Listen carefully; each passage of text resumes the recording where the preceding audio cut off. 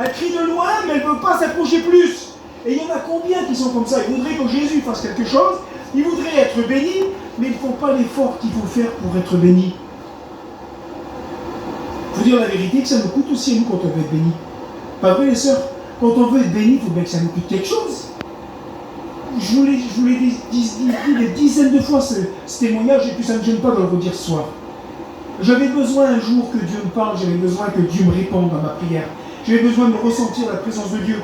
Et puis j'avais beau prier dans mon camping, rien ne se passait. Mais vous savez pourquoi que ça rien ne se passait? Vous savez comment j'étais en train de prier, moi? J'étais en train de prier allongé dans mon lit. Quel effort je faisais? C'est pas un effort, ça. Je suis allongé dans mon lit, à la limite, quand je lis allongé, je m'endors plus vite encore. Et puis j'étais là, puis je priais, puis rien ne se passait. Et puis Seigneur, c'était difficile pour moi. Et cet esprit dans mon cœur me dit, mais est-ce que tu crois que c'est comme ça que tu vas être béni? Tu sais ce qu'il faut faire? Mets-toi à genoux. Et j'ai commencé à me mettre à genoux au milieu du camping, là. J'étais tout maigre, en plus 140 kilos.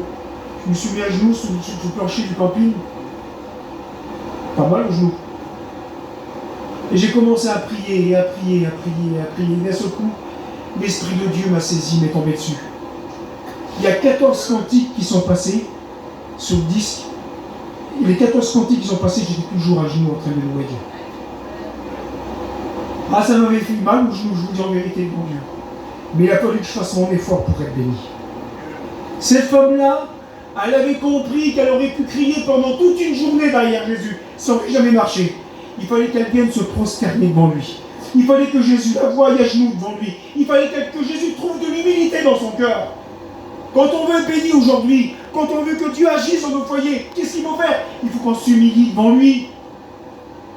On ne vient pas devant Jésus en disant je suis de telle famille, moi avec mes gros bras, puis je fais ci, je fais ça. Non, non, non, ça ne marche pas devant Dieu. Ce qui marche devant Dieu, c'est un cœur humilié. Quelqu'un qui sait reconnaître qu'il n'est rien et que Jésus est tout. Devant Dieu, c'est obligé que ça marche. C'est obligé que ça marche. Et puis elle vient, écoutez ce qu'elle dit. Renvoie-la, ils sont gentils, un souci, les disciples. Renvoie-la, car elle crie derrière nous, ça les dérange, un souci.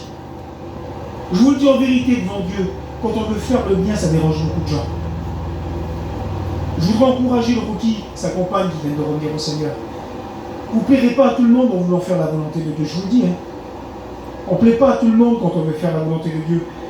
Comme le Windy qui est remis au Seigneur dans l'été et qui joue aujourd'hui pour Dieu. Quand on veut faire la volonté du Seigneur, on ne plaît pas à tout le monde. Ça dérange si on voit les autres. Quand on est trop béni, ça dérange les autres. Mais comment ça se fait? C'est pas possible ce que tu dis. Si, Seigneur, c'est vrai. L'ennemi, ça le dérange, la nuit. Et se servira de beaucoup de gens pour nous décourager en disant mais c'est inutile de faire ce que tu fais. Et cette femme-là, ça saurait décourager d'après les paroles de ces hommes-là. Elle aurait fait quoi, Mouchette? Elle aurait refait demi-tour et puis elle aurait rentré chez elle. Mais la Bible déclare qu'elle court et elle va au-devant de Jésus. En voulant dire, j'ai crié derrière toi, tu ne m'as pas calculé. Je vais venir me mettre à genoux devant toi et là tu vas me voir. Tu vas voir que je suis une femme humiliée et que j'ai besoin de ta grâce. Elle s'humilie devant Jésus, écoutez ce qu'elle va dire. Mais elle va se prosterner devant lui, disant, Seigneur, secours-moi. Il y a combien de temps que nous, chrétiens, on n'a pas demandé du secours au Seigneur? Je disais ça l'autre jour, et je ne savais pas que les frères avaient programmé un jeûne national. Et le jour, 2-3 jours avant qu'ils nous envoient ce message sur le téléphone, j'ai dit aux frères prédicateurs, j'ai dit, frères, ce serait pas mal qu'on appelle l'homme et qu'il avertisse déjà tous les églises du Rhône-Alpes qu'on prenait une journée de jeûne pour pouvoir présenter déjà ce Covid, là, pour que ça s'arrête. Pour que nos vies, nos réunions reviennent comme avant. Si ça n'empêchera pas de laisser les chapiteaux monter où on les a laissés monter et qu'on continue des réunions, au contraire, on est 50 prédicateurs, on doit faire quelque chose pour Dieu. Mais qu'on se retrouve tous à l'église. Que de nouveau, Seigneur, les tournées se fassent impeccables l'été, qu'on travaille à fond pour le Seigneur comme avant. Et puis je disais, Seigneur, on va jeûner pour ça. Et puis le lendemain, on reçoit le message comme quoi tes frères avaient dit de la mission qu'il fallait faire un jeûne national.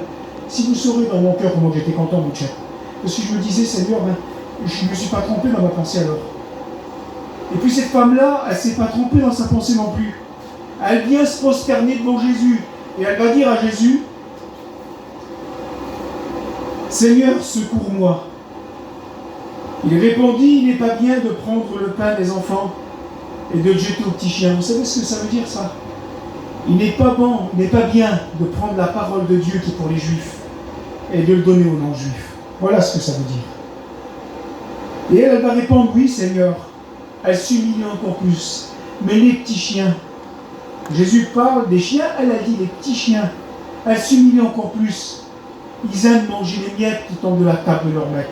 Leur maître, c'était les Juifs. En voulant dire, nous aussi, on voudrait un petit peu de la parole. Nous aussi, on voudrait un peu de bénédiction, parce que vous êtes le peuple béni, mais nous aussi, on en veut. Et c'est ce qu'elle veut, cette femme. Et je vous le dis devant Dieu, chacun d'entre nous, là, ce soir, si on décide d'être béni aujourd'hui, si on décide d'avoir du changement, que les gens remarquent en nous des changements, des miracles se passer, mais il faut qu'on fasse comme cette femme-là. Il faut qu'on vienne s'humilier devant lui, mais pas simplement avec des paroles, mais avec des actes. Avec des choses qui comptent. Parce que devant Dieu, c'est ce qui compte. C'est les actes. On peut parler jusqu'à demain, mais si on ne met pas des actes, ça ne marchera jamais. Souvenez-vous de l'histoire de la petite fille là, qui est avec ses parents, ils sont à table, et puis d'un seul coup, ils sont en train de prier, et puis tous les jours, le père trouve les petits malheureux qui sont en face de eux, qui n'ont rien à manger. Et la mère a préparé un bon plat, un gros poulet rôti. Il sort le plat du four, il le met sur la table, et puis le père, il prie, Seigneur, bénis les petits malheureux, donne-leur à manger. Et puis, la tête baissée, la petite, il prend le plat, il traverse la place, il va le donner aux petits malheureux. Et son père dit, mais qu'est-ce que tu as fait? Pourquoi tu as donné de manger? Mais papa, ça fait des jours et des jours que tu pries tous les jours pour que tu leur donnes à manger. Eh bien, j'ai donné des ailes à ta prière. Moi, j'ai pris de manger, j'ai tout apporté. Il y a des choses qu'on est capable d'accomplir, nous. Que d'autres, le Seigneur ne voudra pas que c'est pour les autres, ça sera pour nous. Parce que Dieu a préparé des œuvres pour chacun. Et puis là, cette femme, elle vient se prosterner devant Jésus. Oui, répondit-elle, mais les petits chiens mangent les miettes qui tombent de la table de leur maître. Alors Jésus lui dit, femme, ta foi est grande, qu'il te soit fait comme tu le veux. Et alors même, sa fille fut guérie. Vous savez, je vous le dis devant Dieu, hein, j'ai pris une autre exemple de la parole de Dieu, mais je ne voudrais pas la lire. Je voudrais finir sur cette histoire. Écoutez ce que je vais vous dire. Il va dire qu'il te soit fait comme tu le veux, et alors même sa fille fut guérie. Amen. Tu voudrais toi que le Seigneur fasse comme tu le veux? Viens te prosterner devant Jésus. Viens lui dire, Seigneur, sauve mon fils. Seigneur, ramène ma fille. Seigneur, sauve mon compagnon, ma compagne. Dieu est capable de le faire pour chacun d'entre nous. Il est capable, le Seigneur, de répondre à nos prières. Mais qu'est-ce qu'il faut faire? Il faut venir devant lui avec un cœur humilié, en disant, Seigneur, je mets tout dans tes mains. La femme, là, elle avait plus d'issue. Sa petite, tourmentée, possédée, excusez-moi du mot, c'est ça, elle est possédée, la petite. Puis elle s'est plus tournée, mais elle entend que c'est Jésus qui passe dans sa ville. Elle court après lui. Rien ne se passe. Elle crie, rien ne se passe. Elle vient se prosterner devant lui. Tu veux que ça marche pour toi? Pour moi, je veux que ça marche, moi. Amen. Il faut se prosterner devant Jésus. L'année dernière, je vous explique ce témoignage. Le petit, il a pu venir avec moi sur la réunion. Donc moi, je suis parti pour venir là. Il venait juste de revenir travailler. Donc il n'avait pas eu le temps de venir avec moi. Tu prends mon petit, Richie, l'année dernière, à la même période qu'on vit aujourd'hui, là. Le petit, il était rétrograde, il était loin du Seigneur. Et puis je pleurais pour lui tous les jours. Je pleurais. Et je demandais au Seigneur de sauver mon garçon. Et un soir, pas comme un autre, j'ai écouté un cantique.